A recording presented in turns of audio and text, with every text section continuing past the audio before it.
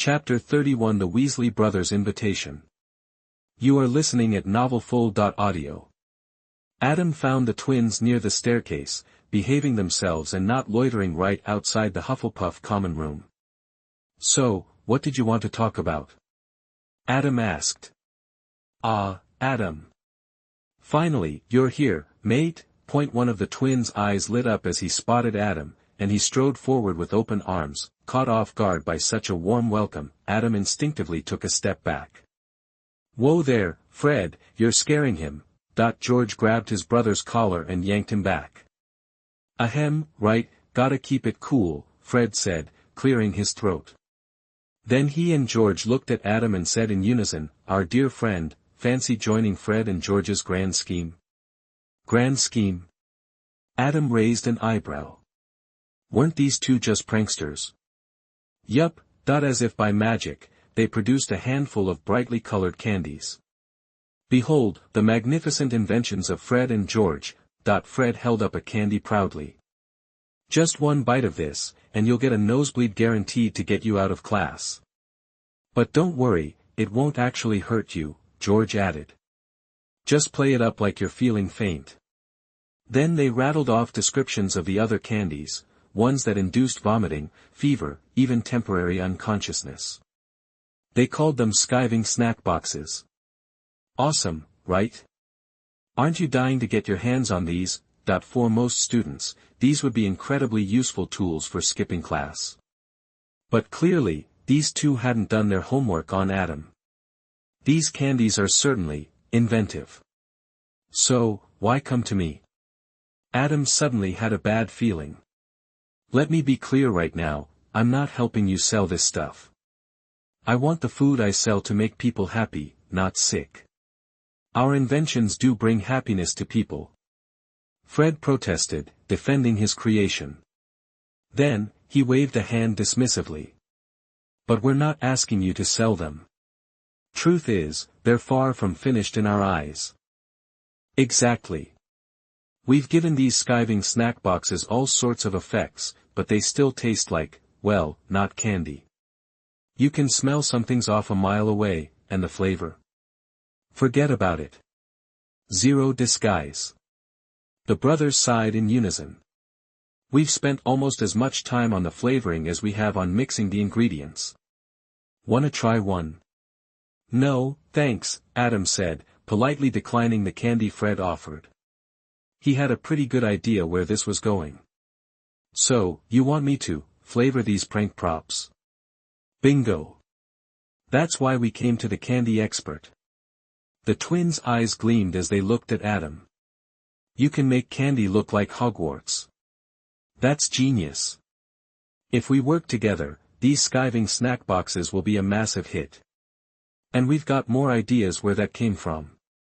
Sadly, making these things work takes more than just prankster genius. You need other skills, like cooking. With you on board, we can turn all our ideas into reality. After hearing them out, Adam considered it. It's not entirely out of the question. Sounds like there's definitely a market for this. Hearing this, the twins grinned. But what's my cut?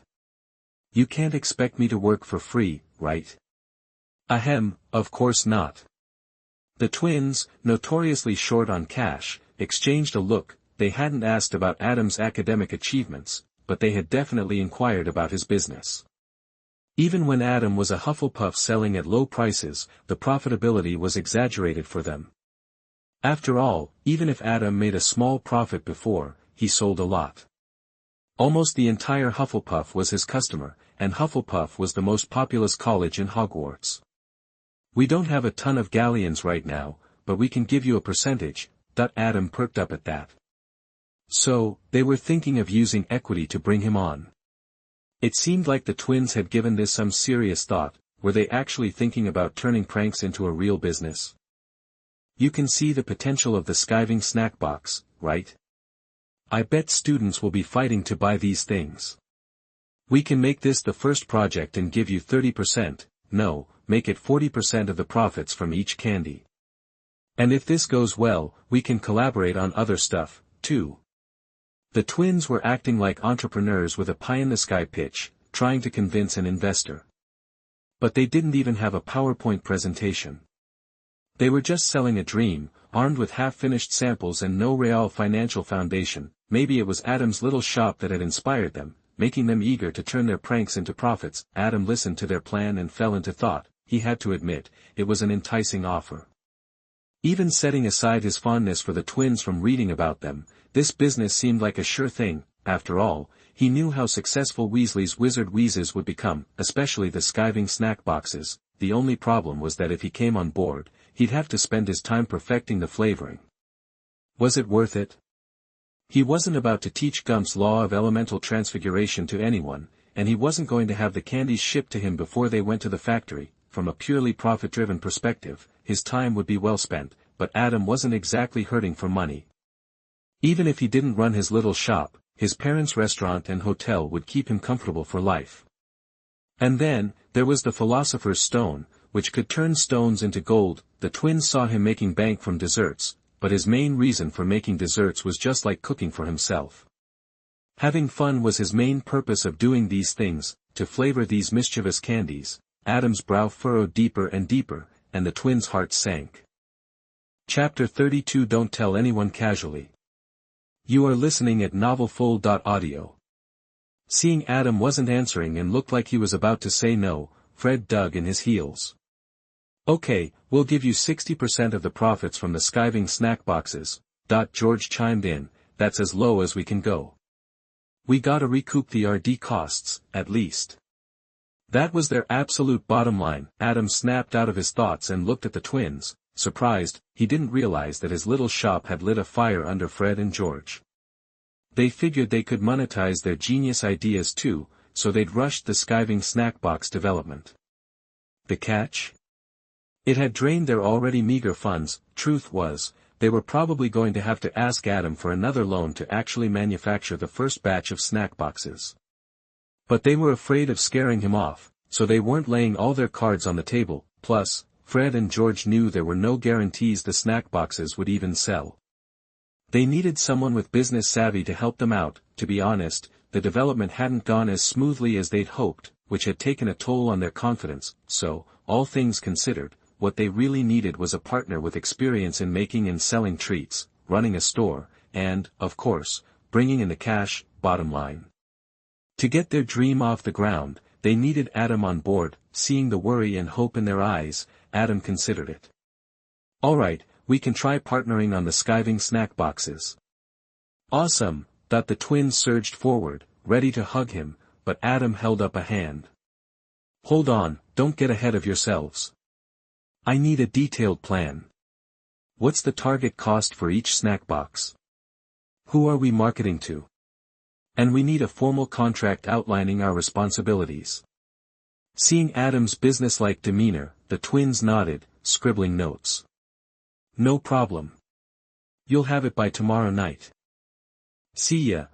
Adam watched them dash off, shaking his head. No way they could do all that in a day. They'd figure it out. After a quick lunch in the Great Hall, Adam was approached on his way back. Adam. Remember us? Hermione, Ron, and Harry, right? Adam looked at the trio with a questioning smile. What's up? They seemed pleased he remembered them, especially Ron. We were wondering what hours your shop is usually open. Ron. Hermione shot him a look of disbelief. Oh, right, actually, we also wanted to ask, do you know anything about Nicholas Flamel? Ron added, looking a little embarrassed. Except for holidays or special events, I'm usually open in the North Tower every Saturday afternoon, Adam answered Ron's first question. Turning to Hermione, he added, and no, I've never heard of Nicholas Flamel. Oh, okay. Hermione sighed, disappointed. She'd done some digging on Adam, but unlike the twins, who were focused on his business, Hermione was more interested in his studies. Those two had dropped the ball over the vacation, so they were still at square one. She figured Adam, being a top student, might have some leads. Guess not. Mind if I ask why you're looking him up? Well, we kind of. To Adam's surprise, Harry didn't hold back. telling him the whole story about their investigation, adding at the end, "But don't tell anyone, so, if someone asks you about Nicholas Flamel, you just spill the beans. So, if you find anything about Nicholas Flamel, let us know, okay?" "Sure." Adam gave them an awkward, polite smile and practically ran away, shaking his head. "Something's weird," Hermione said, narrowing her eyes as she watched Adam go. "Weird? How so?" "I can't put my finger on it. It's just a feeling that Adam knows more about Nicholas Flamel than he's letting on." His reaction was too flat. Hermione looked at Harry.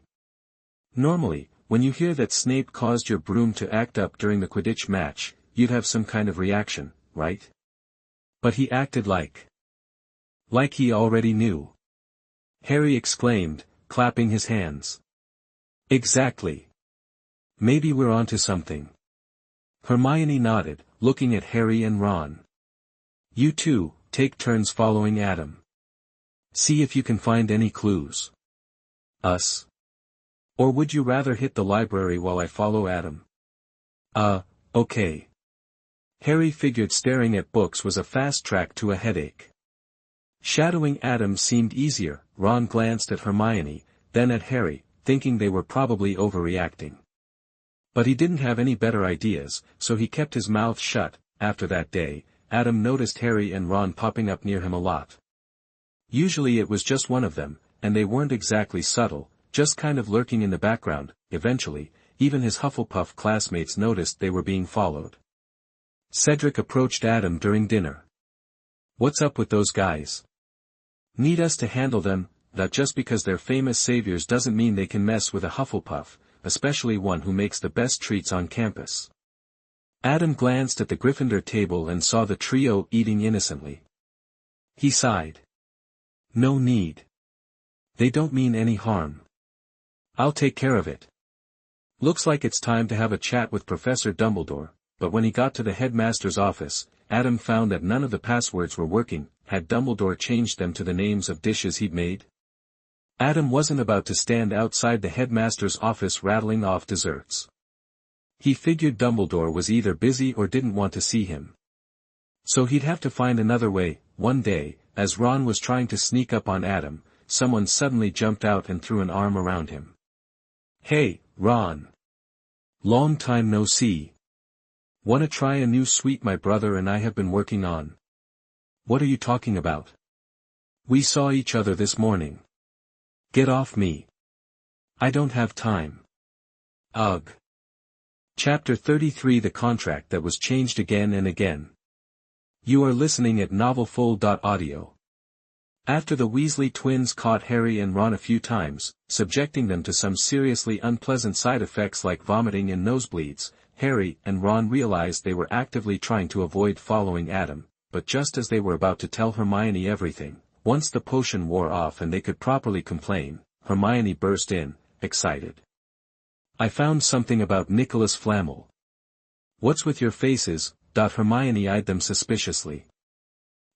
Nothing," Harry said, quickly swapping out the tissue he was using to staunch his nosebleed.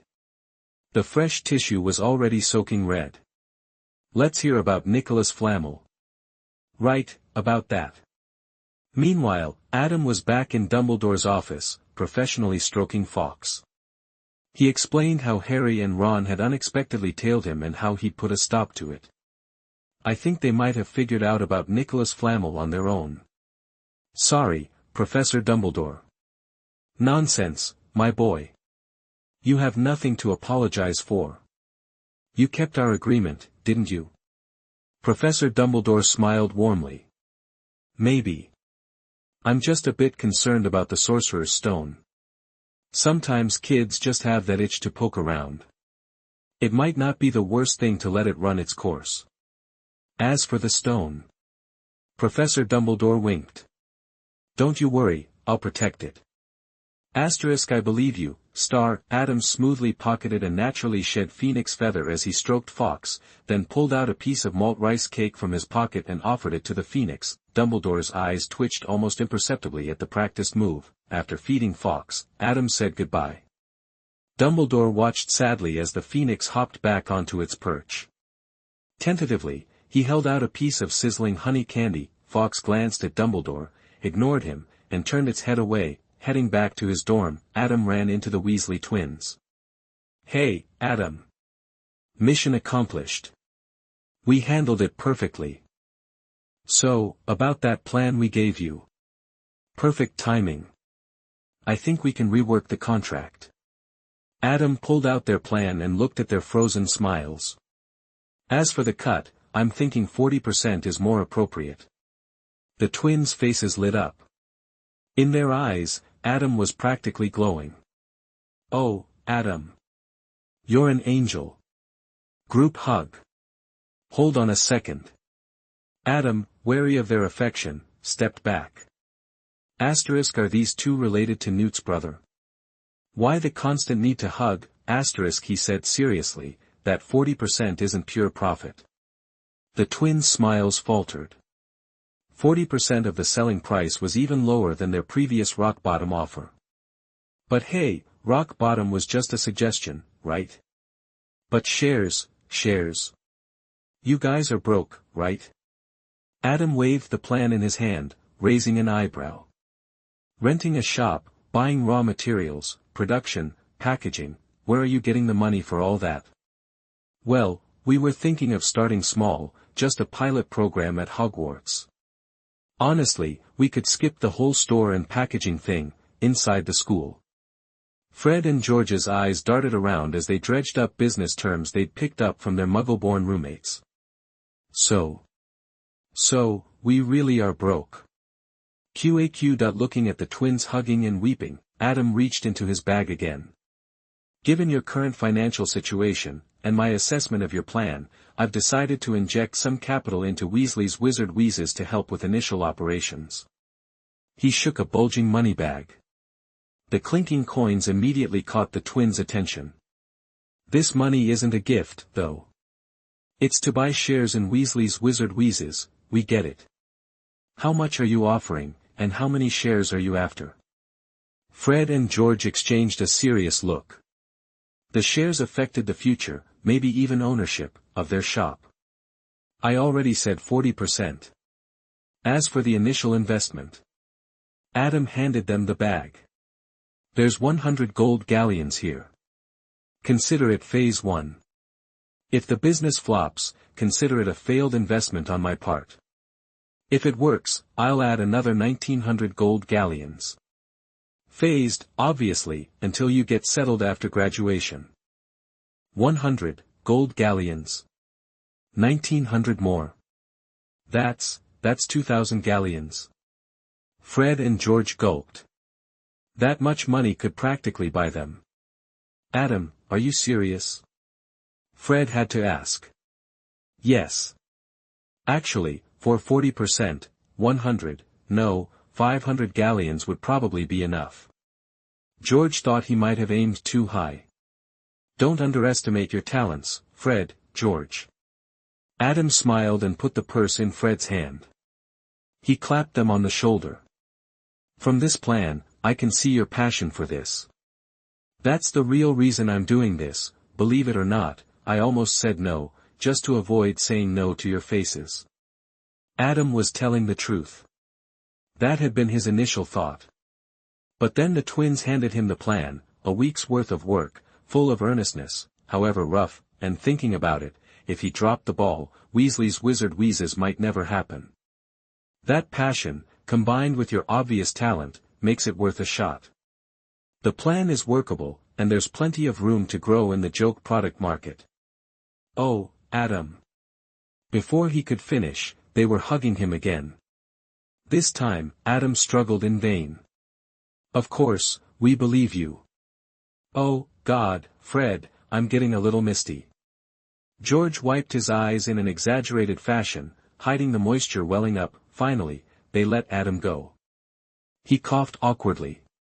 These two were taller than him, and he'd almost suffocated during the hug. Then it settled. I'll draw up a magical contract. No, Adam, we think the contract needs some adjustments.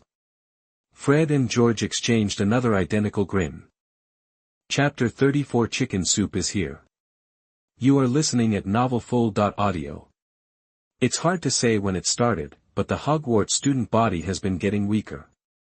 Kids are always getting dizzy, throwing up in class, nosebleeds all over the place. Let me remind you, Professor isn't going to just ignore the material because you faked a sick day and skipped class. After class, Hermione gave Ron and Harry a disapproving look. They'd used skiving snack boxes to ditch Transmigration. What's the big deal? It's the same stuff every Transmigration class anyway. Ron put his hands on his hips, all confident.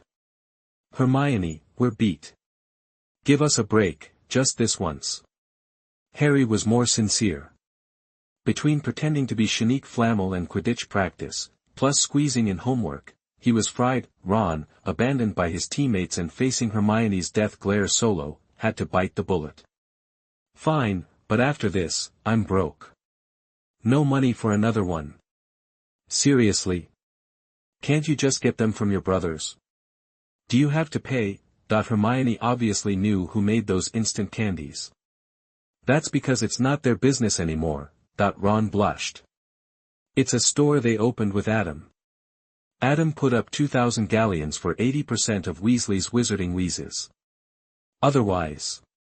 Ron trailed off. I remember they said they were going into business with Adam. Hermione's expression was a little strange. So, they ended up with a boss, that they gave away 80%. Did the twins just become employees? Ron shrugged. He wasn't really sure what was going on either. Actually, we prefer to call it risk management. Adam handles all the funding, location, packaging, and publicity. We just do what we're best at, and we still have control of the management. What's the problem? Fred and George happened to be walking by with a new product and explained it to them. Hermione turned to them, curious. How do you make sure you don't lose that management control? Not that I don't trust Adam, I'm just curious. Adam gets our vision. He wouldn't do that. But Adam said that to avoid any complications, he signed a magical contract with us.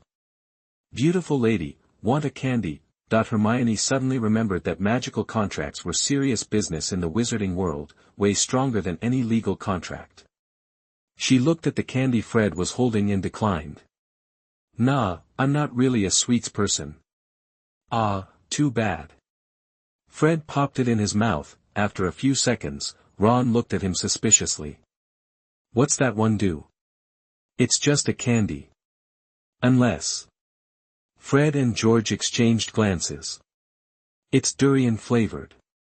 Durian? Harry had never heard of it. A fruit with a distinctive taste. People either love it or hate it. So Adam made it into a candy that only people who eat it can smell. We're still testing to see if it's a hit, so we're doing a trial run. George explained to Harry, pulling one out of the box he was carrying. Wanna try one? Free sample. Even though Harry wasn't hurting for money, he couldn't resist something free. Besides, it was Adam's stuff. How weird could it be? So Harry ripped open the wrapper and tossed the candy in his mouth without a second thought. Instantly, Harry's face scrunched up. Oh, so sour, tui. Harry opened his mouth, drool dripping down, but he was too busy being shocked by the flavor to even wipe it. It was that sour. Huh? George was confused and looked closer at the wrapper in Harry's hand. It was yellow, but a paler yellow than the durian candy wrappers. Ah. I think I grabbed a sour shock instead. George was a little embarrassed. He was trying to promote Adam's products, not prank anyone. Shock. Hermione and Ron looked at them, confused, but Fred and George were already backing away. Bang. A puff of smoke filled the air, and Hermione and Ron coughed and waved it away. When they could see again, Harry had a full-blown afro. Cough, cough. Hermione couldn't keep it together.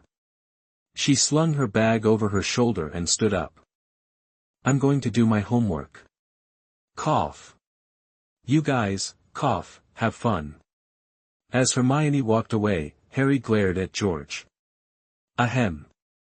I really didn't mean it. How about I have my brother apologize to you? Ron, who was laughing, was confused.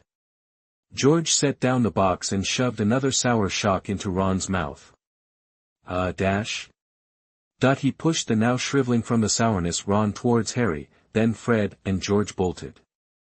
If you liked it, be sure to check out Weasley's Wizarding Wheezes next time. Bang!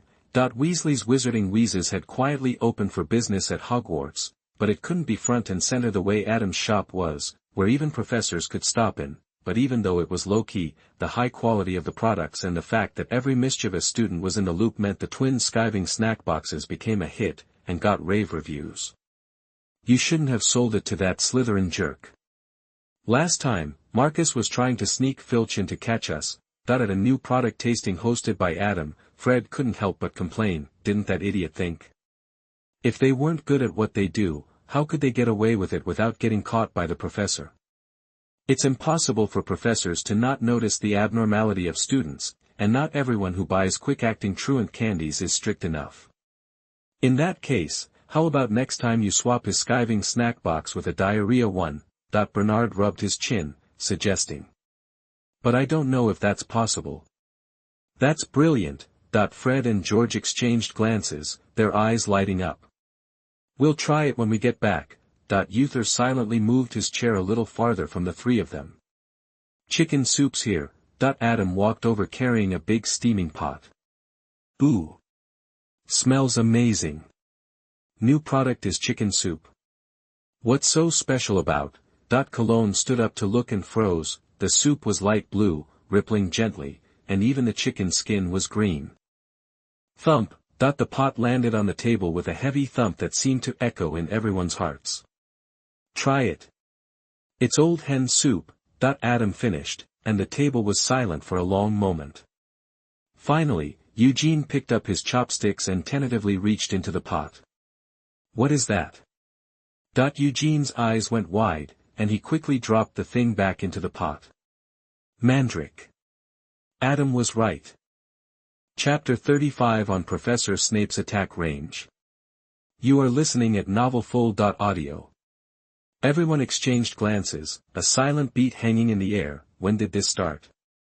Maybe it all began with that batch of stinky tofu Adam made, but whatever it was, Adam's cooking had definitely taken a turn for the bizarre. People still think he's just trying out new recipes, but honestly, Adam's dishes are just plain weird, though you can't deny they have a certain something: stinky tofu, silkworm pupae, bamboo shoot jelly, stinky mandarin fish. Sure, not everyone could stomach it, but nobody thought there was anything wrong with the food, exactly. They just didn't like the taste, hoping for something more palatable next time, but even Eugene, Mr. Enthusiasm himself, was rendered speechless by the mandrake Adam had just pulled out. The thing looked like a shrunken baby's head. Adam, is this it? This is the only dish. This culinary art is a little too cutting-edge for us. Fred and George, unable to commit to even a tentative chopstick dip, finally threw in the towel. Yeah. Hey, don't let the looks of this soup fool you. It tastes great. What's the difference between mandrake and ginseng? This is just a bit more human-like. And the color's a little off. Adam casually ladled himself a bowl and started eating. This is the only one. One bowl per person. Otherwise, no more new product testing, ever. Seeing Adam eat it first, everyone, with expressions of forced bravery, gave it a shot, and discovered it was actually pretty good. Seriously, so what if the color was a little strange and the mandrakes looked a little creepy? The stargazing group was way worse. They started hacking the mandrake into pieces with their chopsticks.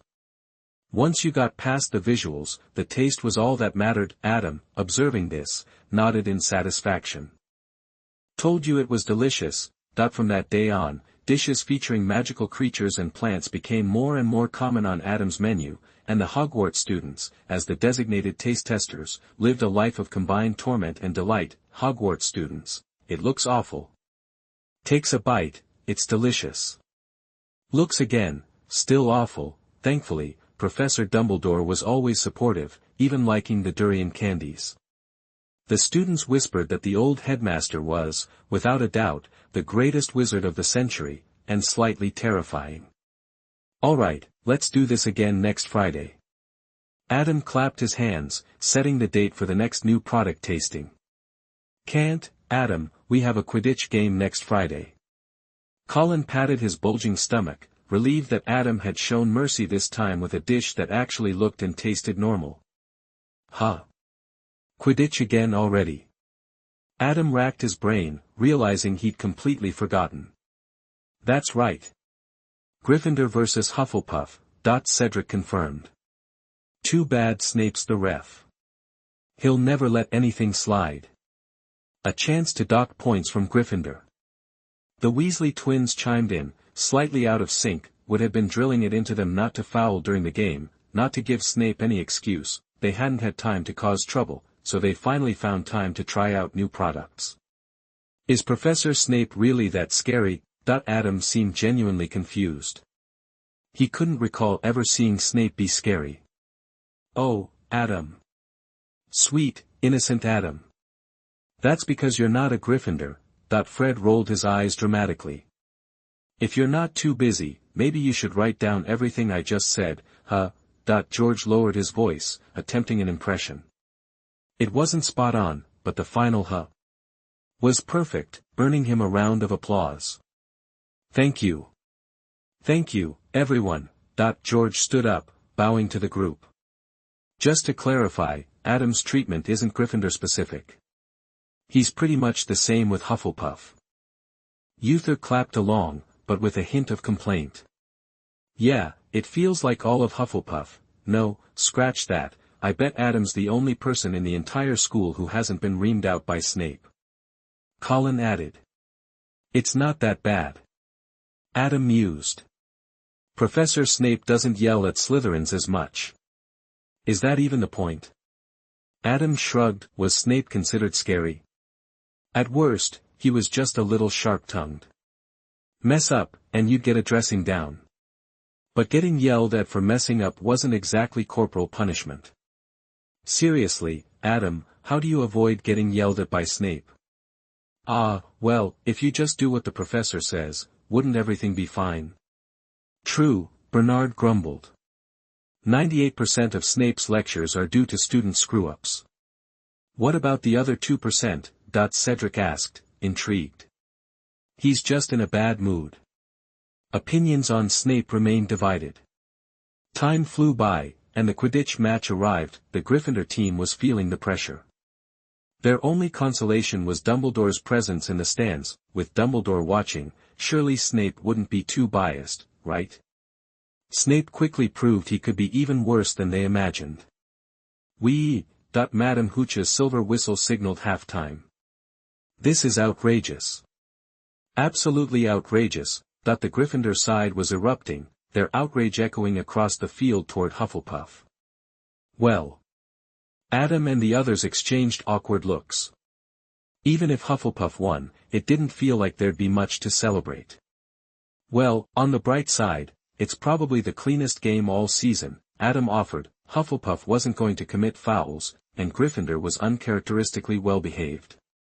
It was certainly unusual, and definitely appealed to Hufflepuff's sense of fairness. Nobody seemed comforted.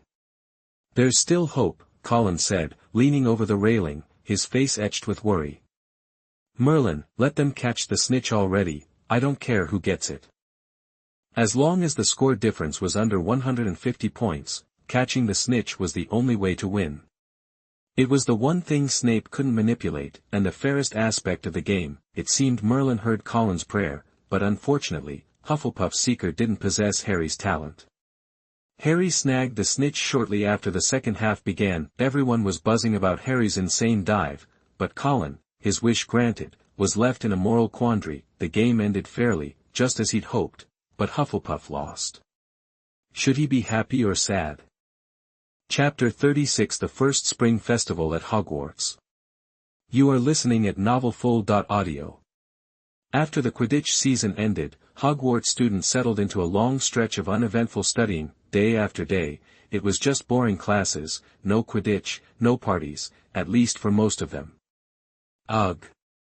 Adam sighed for what felt like the millionth time that day. Adam, what's eating you? Cologne asked, looking concerned. The other roommates turned their attention to him as well. It's nothing. Adam started, but was met with 4 pairs of skeptical glares. What do you mean, nothing? You've been moping around all day. Cologne put his hands on Adam's shoulders from behind and gave him a shake. You're the guy who fearlessly takes on cockroaches in the bathroom. Snap out of it. Spill it. I appreciate the concern, but that little intro wasn't really necessary. Adam made a face, remembering that particular incident. Who knew Eugene, Mr. Big Eyebrows and all, was terrified of cockroaches. And it was just a little one. Then again, they weren't exactly common back home, and he hadn't expected to find any at Hogwarts. Shaking off the memory of his roommate's chaotic screaming, Adam sighed again. Okay, fine. It's almost New Year's, and I can't go home. Hogwarts didn't exactly have a leave of absence policy, and it wasn't exactly convenient to travel back and forth. New Year's. Cologne looked confused. Didn't January 1st pass ages ago? It's almost February. I'm talking about the Chinese festival, Spring Festival, Chinese New Year. Adam sighed again, feeling homesick.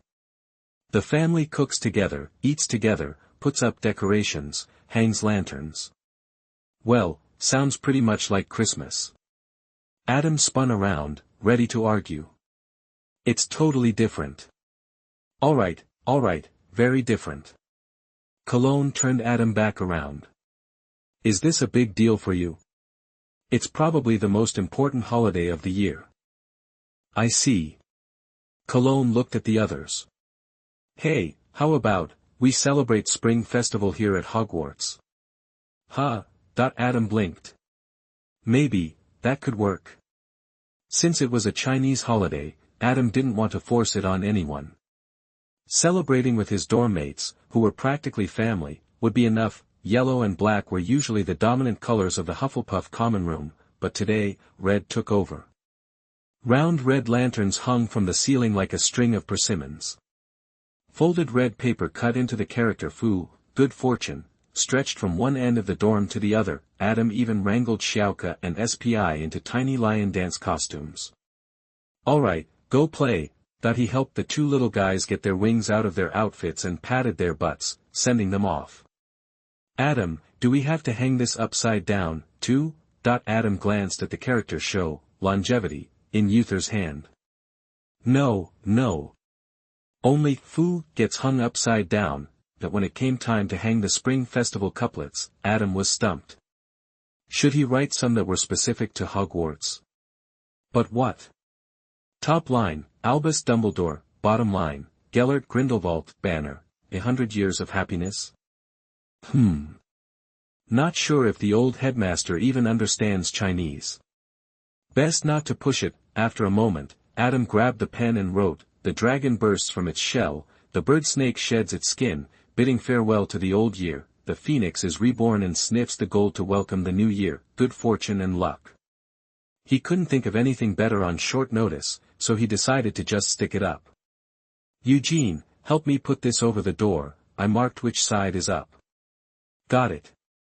With classes on New Year's Eve, most of the preparations had been done in advance. Hogwarts also meant simplifying a lot of the usual traditions, and soon it was time for the New Year's Eve feast. Whoa. Cologne, who was getting pretty good with chopsticks, picked up a pair and drooled. Isn't this table a little much? Can we even finish it? Adam had cooked up a storm, dishes representing everything from sky to sea. There were even 4 different kinds of carbs. Even a glutton like Cologne wasn't sure they could pull it off. We'll be eating this until tomorrow. Dig in. Adam realized he might have overdone it, but it wasn't a huge deal.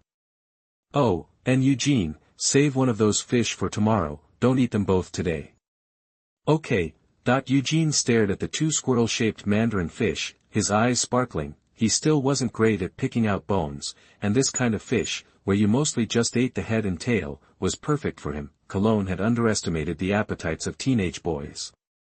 The 5 of them feasted from dinner until almost midnight, and there wasn't much left over, except for the squirrel fish that had been deliberately set aside.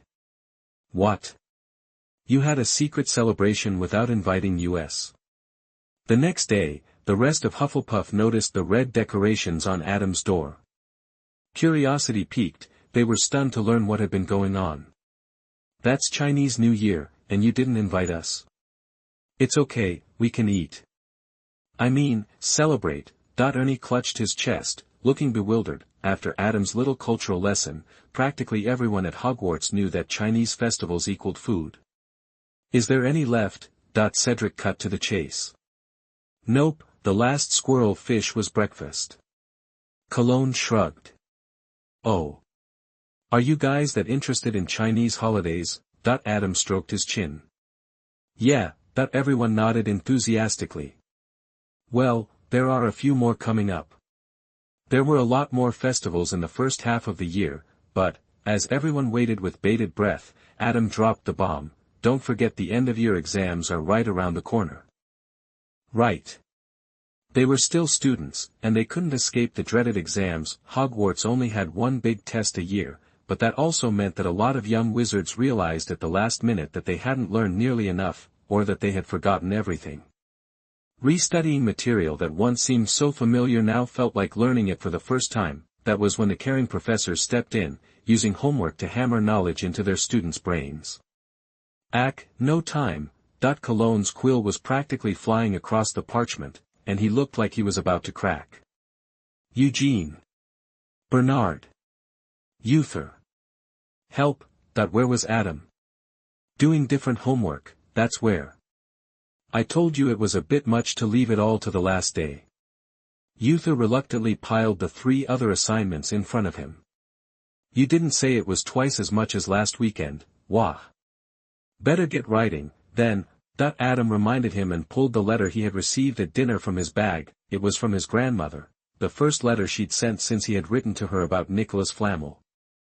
Chapter 37 Professor McGonagall's silence is deafening. You are listening at novelfull.audio. Dear Adam, please forgive my grandmother for the delay in replying. After reading your letter, I hesitated and talked it over with Mr. and Mrs. Flamel before deciding to write. Before I say anything else, I want to acknowledge how insightful you are. The Flamels were astonished that you were able to track down the Philosopher's Stone through a name from centuries ago. I'm so proud of you, getting to the point. Since you found information about Mr. Flamel, you probably know their French, like your grandmother, me. Actually, my great-great-grandfather was the great-great-grandson of Madame Flamel's brother. I know that might seem like a distant connection, and frankly, I feel the same way. The characters in the stories they told me as a child are so far removed as to be untraceable. We descendants shouldn't intrude on our ancestors' privacy, so my family never contacted the Flamels, until you mentioned that bad feeling. After reading the first letter, Adam was a little shocked. Nicolim is actually his ancestor. Well, not exactly. His ancestor was Nicholas Flamel's wife's younger brother. He and Madame Flamel were related, so he had a connection, albeit distant, to Nicholas Flamel. Reading on, Grandma Emma told everything about their family, basically a brief summary of their family's interactions with the Lemmays over the years. As Grandma Emma said, it was all very distant, stories of ancestors that are hard to trace. What caught Adam's attention was that at the end of the letter, Grandma Emma mentioned that Nico Flamel invited him to visit them again during the holidays. He wasn't sure why, but Adam wanted to see Nico Flamel again. After all, the Philosopher's Stone would be destroyed this semester, and the Flamels would end their 600-year-long lives. The door key Nico Flamel gave him had provided an escape route, even though he didn't really need it now. Plus, Professor Dumbledore's guidance and letting him visit Fawkes often were partly due to Nico Flamel. He should at least go and say goodbye, or see if they wanted to keep living. He had plenty of magic stones, the weather was getting hotter, and the exams were getting closer, making the students increasingly stressed. For Adam, the approaching exams weren't a big deal. As the weather warmed up, he had more energy to review the year's material after tree magic practice. Professor McGonagall, where do things go when you use the vanishing spell? That during after-school tutoring, Adam asked a question he'd been wondering about for a while. Good question. The truth is, no one knows. Professor McGonagall said. Since the spell was invented, nothing that's been vanished has ever reappeared. Not even for a wizard who can apparate. Professor McGonagall paused and looked at Adam intently. My advice is, don't vanish a wizard. Professor, I know the spell takes a moment to work, enough time for the other person to react. Adam nodded. I mean, can we explore where the vanishing curse sends things, maybe in a similar way? Professor McGonagall hesitated, unsure whether to clarify her earlier statement or address Adam's question. Tell me what you're thinking. For example, Phoenix's apparition isn't restricted by anti-apparition charms. Under Professor McGonagall's gaze, Adam quickly added. And house elves can apparate in places like Hogwarts. Professor McGonagall opened her mouth, unable to speak. After a few deep breaths, she collected herself. Adam, maybe I misspoke before. Not every magical principle needs to be understood completely. It's okay to just use some magic, right? Please let your poor Transfiguration professor off the hook. Professor McGonagall looked at Adam, trying to convey this message with her eyes. Okay, let's talk about the Transfiguration spell. Adam sighed and turned the page in his notes as Professor McGonagall visibly relaxed. So, about using unfocused transfiguration to turn someone's limbs into alien shapes to incapacitate them. Professor McGonagall. Professor McGonagall's silence was deafening. Professor McGonagall. I think you've mastered the basics of transfiguration. Professor McGonagall. Remember what you wanted to ask me after class last time.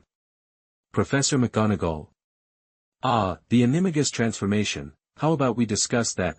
Professor McGonagall jumped onto the table and transformed into an American Shorthair cat. Okay, Professor McGonagall. Adam put down his notes and reached out his hands. There's always time to experiment, but the chance to play with a cat is rare. Of course, Adam didn't have any inappropriate thoughts about Professor McGonagall. After confirming that the animal form of an animagus was indistinguishable from a normal animal, Adam was once again shocked by the wizarding world's inconsistencies. There's something to be said for knowing that something works, even if you don't know why. Hardly any magician would study this kind of controllable self-transformation. Why would a wizard who could do this need to turn into an ordinary animal? After all, the most important skill of an animagus is stealth, and the targets a wizard at this level needs to sneak into are usually too sophisticated to fool. It's the same with some time-related magic. Only legendary wizards like Crowley could really manipulate time. Yet, the Ministry of Magic has tons of time-turners. Thinking about the 2 magic circles in the Sure card and the Who card that made people dizzy at a glance, Adam deeply felt the happiness that the wizards knew but didn't know why. I'd better apply for a time-turner later and study it. It's more reliable to learn the magic of time cards and ruthless cards, for now. Animagus is an interesting topic. I hope there will be progress before the end-of-year exams. Adam was interested in his animagus due to his Patronus form. Chapter 38 End-of-Year Exam. You are listening at novelfull.audio. Adam's animagus training went off without a hitch, just as he'd expected. After all, the trickiest part about becoming an animagus is the incredibly specific weather conditions you need. For wizards in the past, it was basically down to luck, but Adam had the cloud cards. Using the cloud card and the storm card, he conjured up a cloudless full moon one night and a raging storm the next day. While other students hurried back to the castle, cursing the weather, Adam began his transformation. Amato, Animo, Animato, Animagus. He pointed his wand at his heart, chanted the spell, and then gulped down a mouthful of the blood-red potion. The second heartbeat started, growing deafening within seconds. A wave of intense pain washed over him, seemingly ripping through every cell in his body. Adam, are you sure this is safe? Messing with magic like this? Shauka watched Adam's body tremble, scratching at the floor in agitation. He kept the Lee card ready, prepared to attack at a moment's notice. Sibby didn't respond, just stared intently at Adam. The 2 guardians weren't in their usual, smaller forms. Instead, the winged lion and the butterfly-winged leopard looked quite imposing at full size. As guardians of the cloud cards, Shauku and Sibby could do more than just guide Adam. With his permission, they, representing the sun and the moon, controlled half of the Clow cards in the sealed book. Even though they needed Adam's magic to use the cards, he had enough power to handle any problems that might arise during the animagus transformation. Under their watchful eyes, Adam's body stopped trembling, then contorted into a familiar shape, a Maine Coon cat. His vertical pupils became round in an instant. Xiaoku and Sibi approached, peering down at the fur ball on the floor. Adam, still getting used to his new body, looked up. A big cat face on the left, a big cat face on the right. He couldn't help but meow. Meow? Crap, he thought, I forgot I can't talk in this form. Is that, really Adam? Xiaoku tentatively reached out a paw. The Maine Coon mirrored the gesture, high-fiving him. The guardian's paw suddenly looked tiny next to Adam's. Meow. Meow. Hiss. Yes. Using the sound card to tweak his vocalizations, Adam finally managed to turn the meow into human speech. He immediately buried his face in the soft fur of his belly and took a deep breath. Yes. My animagus form is as awesome as I hoped. He'd been thrilled when he discovered his Patronus was a Maine Coon, but a Patronus was just an untouchable wisp of light. Now, he finally had what he wanted. From then until the end-of-year exams, Adam was obsessed with his animagus form, especially when he roped Xiaoku and Sibi into the fun. The three furry critters rolling around together was paradise for a plushy lover, especially since he was one of them. He walked into the exam room with an idiotic grin on his face. Professor Flitwick, clearly misinterpreting it as confidence, chuckled. I know this will be easy for you, but I hope to see something surprising. Smiling and winking at his top student, Professor Flitwick announced the exam question. See this pair? Make it tap dance across the desk. The dance spell itself wasn't hard, but making the pair dance required extra control, especially to keep it hopping from one end of the desk to the other. For Adam, it was a piece of cake. In high spirits, he waved his wand, and a whole plate of pairs tap danced across the desk in unison, accompanied by a set of teapots in the corner. After a performance of Riverdance, the pairs bowed.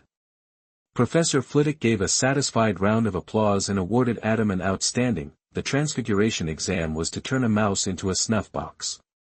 Adam's snuffbox was warm and delicately crafted, decorated with a scene of 4 cats chasing butterflies. A Maine Coon cat napped in the corner, a butterfly perched on its nose.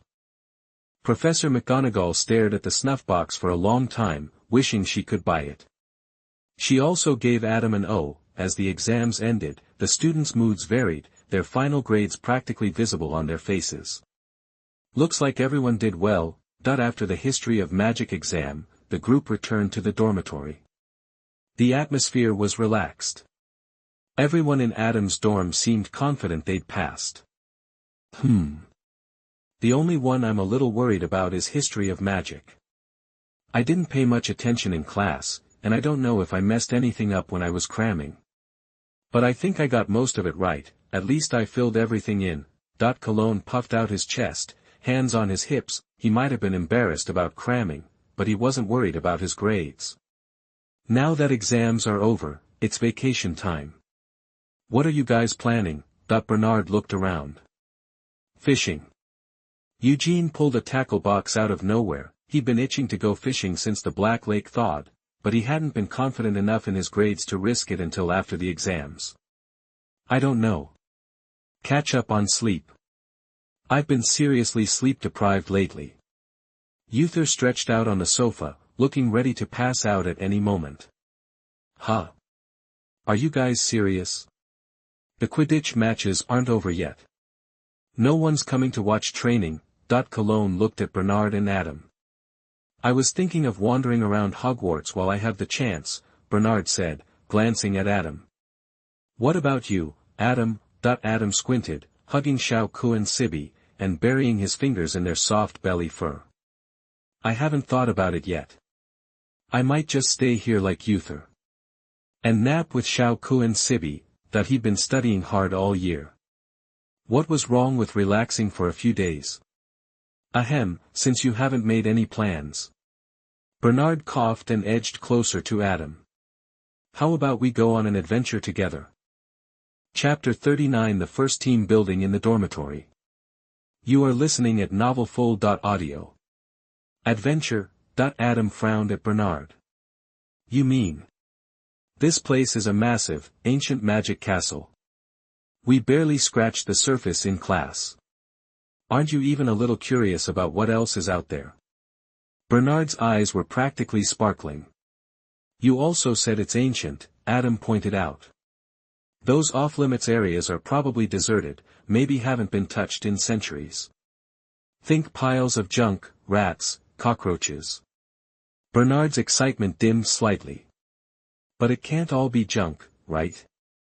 Imagine finding some ancient wizard's hidden treasure in a dusty old room or secret passage. If there's really treasure left by an ancient wizard, chances are it's cursed, trust me on this. Adam looked at Uther. Being a descendant of the pharaohs, he knew what he was talking about. So, there's actually a curse on the pharaoh's treasure? Cologne asked curiously, and Uther gave him a knowing smile. Well, I didn't bring it up before because I didn't want to offend anyone, but since we're on the subject. Adam looked at Uther. What do you think about the pharaoh coffins and mummies in the museum? Uther shrugged. I see them as cultural artifacts. Afterlife stuff is just myths, who knows if it's real. It stings a little, but it's not all bad for us. That's all I'm going to say. Adam was a little confused but nodded, dropping the subject. Wait, is nobody interested in my adventure idea? Bernard looked disappointed. Give it up. Hogwarts is full of explorers. If there was anything good in the areas we're allowed in, someone would have found it already. So, there are forbidden areas. 4 pairs of eyes fixed on him. Bernard shrugged. Just thinking out loud. Adam sighed. Where did you have in mind? Bernard frowned, thinking hard. He clearly hadn't put much thought into the specifics. Remember at the start of the year, Dumbledore said to stay out of certain places? That corridor on the 4th floor, maybe. Adam's heart skipped a beat. 1 minute he's petting the cat, next he's about to go toe-to-toe with Voldemort. Maybe that's too much. I think the Forbidden Forest would be safer. Still petting the cat, Adam said, I heard there are amazing magical creatures and plants, even unicorns and centaurs. I want to see them. You're into magical creatures? Cologne asked. Come to my place during the holidays. I'll show you our farms. We have all sorts of magical animals. Oh yeah? Like what? Adam's eyes lit up. Moon calves, diricos, billywigs. Cologne paused. And nifflers. I am definitely visiting your place if I get the chance. Adam said, sitting up and looking at Cologne with a determined nod. Awesome. Anyone up for the Sphinx? Uther suggested. We could go to Egypt sometime. Sounds fun. But wouldn't you need to go with your family to travel out of the country? Uther, how will we contact you when you return to Egypt? By owl? Maybe through the International Magical Cooperation Department. After everyone had talked it out, Bernard raised his hand. So, are we still going to the Forbidden Forest? Fine, let's go, Adam sighed. Anything was better than Bernard trying to find Voldemort. Even with the excitement of going to the Forbidden Forest, nobody was up for an early start the day after exams. Even Bernard was not in a rush. So, after a combined breakfast and lunch, the 5 of them gathered at the edge of the Forbidden Forest. If Cologne wasn't just interested in watching someone else train alone, just come with him. Why are you guys here, too? Adam said, looking at one who said he needed to catch up on sleep and another who was going fishing. It's the Forbidden Forest. After hearing about it yesterday, I was intrigued, Uther said, holding up his Egyptian-style wand. And I went to bed way too early last night. Now I'm wide awake. Figured I'd stretch my legs. Think we'll get attacked. Why does he look like potential danger? Looking at Uther's eagerness, Adam was speechless. I heard the Forbidden Forest is dangerous. Just looking out for you guys. Eugene held his wand. His height and serious face gave off a reassuring vibe. If Adam hadn't seen him freak out about the cockroach in the bathroom, smashing everything while trying to escape, the sense of security coming from Eugene would be stronger. "Is this our first ever dorm outing?" Cologne asked excitedly, waving his wand. "I can just picture us fighting monsters in the Forbidden Forest." Let's hope that doesn't happen," Adam said. "It's good to stick together. At least we can watch each other's backs. First thing is to avoid the gamekeeper, Hagrid. He's the half-giant who brought us to Hogwarts," Bernard said, casting a disillusionment charm on himself. He blended in with the forest like a chameleon. "Need any help?" "I know the disillusionment charm," Uther said, casting it on himself. Cologne and Eugene were about to ask for help when Adam held out his hand. A wand, bigger than he was, appeared in his hand out of nowhere. "Guys, I need to clear something up." He originally wanted to fit in, but after getting to know each other, he realized that everyone was just as outlandish as the next. Time to play his cards. "He's done hiding. He is, strike through, magic boy, strike through, Kuro the magician Kuya." Chapter 40 Spider Shadow. You are listening at novelfull.audio. Of course, Adam couldn't spill all the details about Clow Reed. He just explained his parents were ordinary folks, but squibs, not muggles. He only learned about his grandparents' magical background after getting his Hogwarts letter. He'd been misunderstood before but never found the right moment to clarify. He added that the Clow cards were a Chinese family heirloom, which Uther accepted without much fuss. It seemed Egypt probably had similar inheritances, if Adam's story was to be believed. "So, I'm the only true normie in the dorm," Bernard said, a little bummed. Adam tried to cheer him up. "Honestly, my start was no different from yours. I only entered the wizarding world after I turned 11. "True. But Adam, you adapted to wizarding life so fast. That's gotta be in your blood, right?" "Probably just Adam's personality. Can blood really affect stuff like that?" "Okay, but the important thing right now is making us invisible, right?" Cologne interrupted, clearly annoyed. "So, Adam, you chose to come clean now because you've got a better plan?" Eugene asked, eyeing the wand in Adam's hand. "Spot on." Adam held the wand of darkness in one hand and a Clow card between two fingers of the other. The card didn't depict people or animals, but a scene like a kaleidoscope, with a gem in the center, the illusion card, capable of creating any illusion. When uncontrolled, it often shows people's deepest fears. Release. Sunlight hit the card, and the gem detached and floated above the wand of darkness. The kaleidoscopic pattern expanded from the Clow card, engulfing everyone and slowly fading. "All right." Adam, still holding the wand of darkness, motioned for Eugene and Cologne to look. "While the illusion card's active, you'll see a gem-like illusion floating above my wand. When the gem disappears, it means I've dropped the illusion." "Got it." Ready, Bernard volunteered to go first, followed by Cologne, Adam and Uther, with Eugene bringing up the rear. "Definitely feels like a primitive forest. Lots of magical plants and critters here," Cologne said, touching a slimy plant. "Mooncalf poop. Looks like we'll be running into some cute little fellas in the Forbidden Forest tonight. Which also ups our chances of running into something dangerous, right?" Uther said, scanning their surroundings. His voice wasn't particularly tense. Even in Egypt, surrounded by deserts, threats to wizards tend to be huge and obvious during the day. Night was a different story. Under the cover of darkness, even palm-sized creatures could take down a wizard with venom and other nasty tricks. "Hey! Tracks up ahead."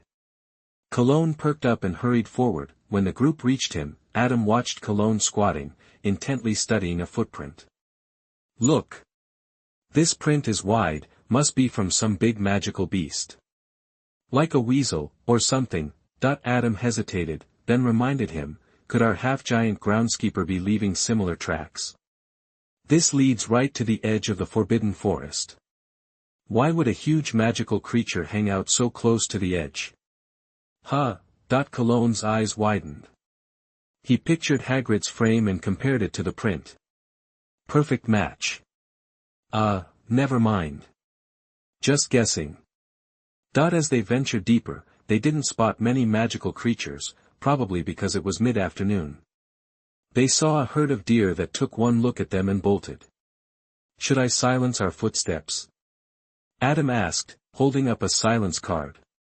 It showed a tall woman with a high collar covering her mouth and nose. Nah, the noise is protecting us, in a way. Uther stopped him.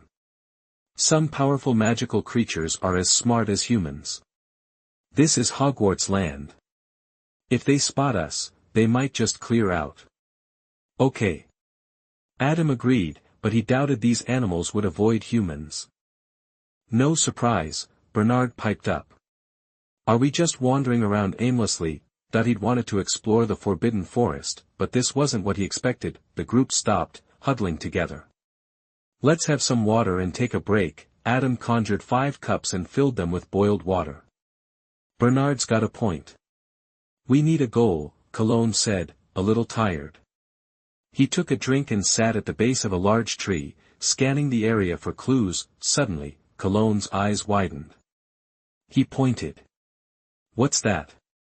The shaky exclamation made the others look, but they saw nothing. Look from this angle. Adam knelt next to Cologne and followed his finger. He spotted the culprit, a spiderweb. The web stretched between 2 trees, spanning over 30 feet, with strands as thick as your hand. What kind of web is that? A spider? Uther looked worried. Do British spiders eat that well? A big web was one thing, but the spaces between the strands were hand-sized. That meant that anything smaller wasn't even on the menu. I don't know. Cologne stammered, swallowing hard. Their family farm definitely didn't raise anything this fierce. Bernard suddenly started walking toward the web. Hey! What are you doing? Eugene grabbed him. Aren't you curious? Eugene frowned at Bernard's excitement. Aren't you scared? What's to be scared of? It's just a spider, maybe a big one. Bernard looked confused, then pulled out his gun and loaded it. Bullets can't pierce dragon skin, maybe, but a spider isn't bulletproof, right?